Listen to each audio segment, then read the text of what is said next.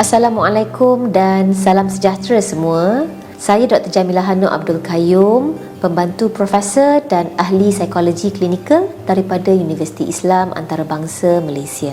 Pada hari ini, saya akan berkongsi mengenai regulasi emosi atau dalam bahasa Inggerisnya emotion regulation. Regulasi emosi ialah keupayaan untuk mengawal atau mengatur keadaan emosi diri sendiri. Ia mungkin melibatkan tingkah laku seperti yang pertama, memikirkan semula situasi yang mencabar demi mengurangkan perasaan marah atau bimbang. Yang kedua, tingkah laku menyembunyikan tanda-tanda kesedihan atau ketakutan yang boleh dilihat. Yang ketiga, tingkah laku memberi tumpuan kepada sebab untuk berasa gembira atau tenang. Saya ingin bertanyakan soalan kepada penonton-penonton dan pendengar-pendengar, mengapa regulasi emosi penting?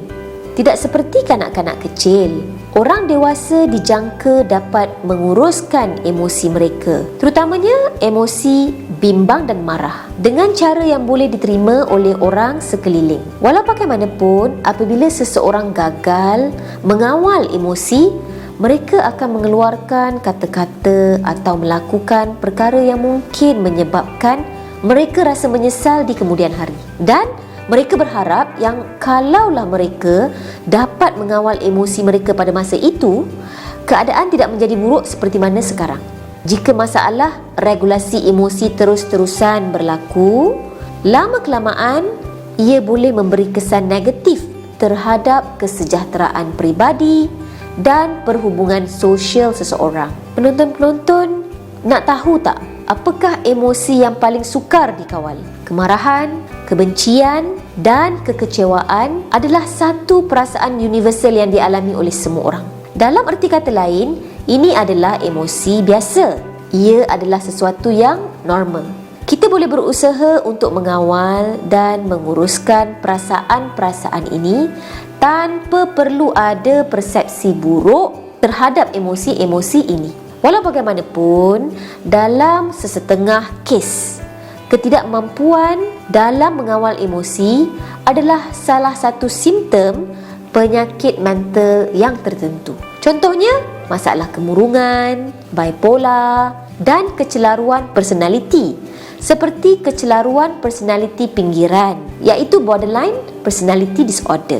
Sejauh manakah kita benar-benar boleh mengawal emosi kita? Mungkin ada yang bertanyakan soalan ini. Walaupun emosi mungkin tidak pernah sepenuhnya tertakluk dalam kawalan sedar kita, ia besar kemungkinan bergantung pada aspek pengalaman emosi yang boleh kita kawal.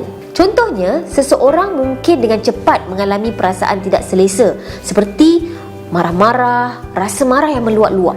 Tetapi beliau boleh memilih untuk berhenti seketika, mengundur satu langkah ke belakang dan menilai semula punca perasaan itu, atau menerimanya dan membiarkan ia berlalu begitu sahaja, demi mengelakkan emosi resah yang berterusan dan tingkah laku bermasalah yang lain. Sekarang, mari kita bincangkan bagaimana kita mengawal emosi kita. Walaupun terdapat banyak cara untuk mempengaruhi keadaan emosi seseorang agar menjadi lebih baik, regulasi emosi selalunya melibatkan apa yang ahli bijak pandai panggil down regulation, atau mengurangkan keamatan, iaitu intensiti emosi tersebut. Contohnya, orang yang dalam kehibaan, sedih, mungkin mengurangkan kesedihannya dengan mengingati sesuatu yang melucukan. Orang yang cemas boleh mengalih tumpu perhatiannya daripada pemikiran yang menyebabkan kebimbangan kepada pemikiran yang lain. Regulasi emosi juga termasuk up regulation atau meningkatkan emosi seseorang.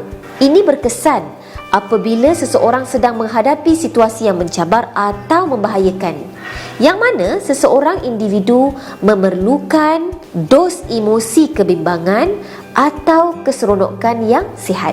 Mari saya perkenalkan penonton-penonton kepada ahli psikologi yang bernama James Gross. Beliau telah mencadangkan satu model proses regulasi emosi. Di dalam model ini, James Gross menekankan bahawa orang boleh bertindak untuk mengawal emosi mereka pada masa yang berbeza-beza. Ini termasuk sebelum mereka merasakan emosi dan selepas mereka telah mula bertindak balas secara emosi. Jika penonton mahu membuat pembacaan lanjut, boleh layari internet dan cari maklumat mengenai Antecedent Focus Emotion Regulation dan Response Focus Emotion Regulation. Sekarang, saya ingin berkongsi beberapa cara asas untuk mengawal emosi. Ada dua kategori besar regulasi emosi, iaitu penilaian semula atau dalam bahasa Inggeris kita panggil reappraisal, dan penyekatan atau penahanan yang digelar sebagai suppression. Kategori pertama iaitu penilaian semula adalah strategi mengubah cara seseorang berfikir tentang sesuatu yang mendorong emosi untuk mengubah tindak balas seseorang. Kategori kedua iaitu penyekatan atau penahanan, melibatkan penahanan tanda-tanda luaran perasaan dalaman kita. Cara regulasi emosi yang menggunakan penyekatan, penahanan atau suppression ini telah dikaitkan dengan hasil yang lebih negatif. Selain daripada penilaian semula dan penahanan emosi, strategi lain termasuklah memilih atau mengubah situasi untuk mempengaruhi pengalaman emosi seseorang atau mengalih tumpu perhatian kepada perkara lain. Dan kita juga boleh cuba untuk menerima emosi tersebut. Mungkin penonton-penonton turut ingin tahu bagaimanakah kita boleh belajar mengawal ledakan emosi, mempraktikkan tabiat seperti penerimaan emosi dengan sedar akal, iaitu mindful acceptance of emotion, mengalihkan perhatian daripada sumber emosi negatif atau menilai semula situasi emosi seperti memikirkan tentang kesilapan yang telah dilakukan sebagai peluang untuk belajar. Ini mungkin membantu. Selain daripada itu, mempunyai ahli terapi terlatih boleh membantu kita untuk belajar meningkatkan regulasi emosi dengan lebih berkesan.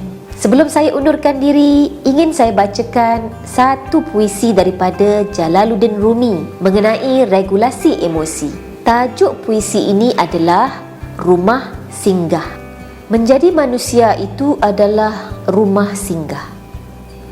Setiap pagi, kedatangan seseorang yang baru. Kesenangan, kesedihan, keburukan. Beberapa kesedaran sesaat datang sebagai tamu yang tak terduga. Sambutlah dan hibur mereka semua. Meskipun jika mereka semua sebuah kerumunan duka yang dengan keras menyapu kosong rumahmu dari isinya. Tetaplah perlakukan tamu dengan hormat. Dia mungkin membersihkanmu untuk kesenangan yang baru. Pikiran gelap, rasa malu, kebencian, temui mereka di pintu sambil tertawa dan persilakan mereka masuk. Bersyukurlah pada apapun yang datang, kerana masing-masing dikirimkan dari jauh sebagai penuntun kita. Sekian, terima kasih. Assalamualaikum dan salam sejahtera.